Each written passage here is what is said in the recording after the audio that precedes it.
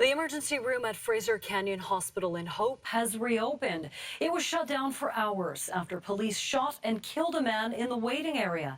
As CTV's Ben Milger reports, officers were first called to the hospital following a confrontation between drivers involved in a crash on the Coquihalla Highway. The ER here at Fraser Canyon Hospital closed for about 17 hours while a forensics team from the Independent Investigations Office gathered evidence after police shot and killed a man during a confrontation inside.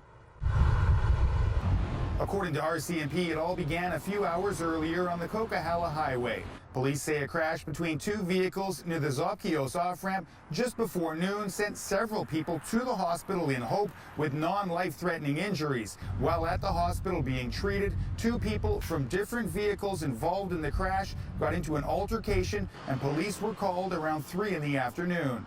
There was an interaction between police and one individual, which resulted in the officers, an officer firing shots at the individual who was injured from those shots and unfortunately has passed away.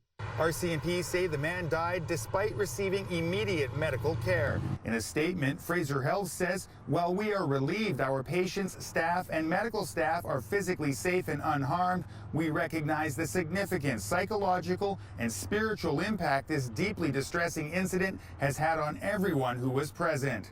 The health authority says it is providing supports for those impacted by what they saw and heard. The IIO is also hoping to speak with witnesses, both to the deadly confrontation at the hospital and the circumstances that led to the crash on the highway. The entirety of the incident, from the incident on the highway right to the situation in the hospital that led to this man's death, all of that background or otherwise is important to our investigation.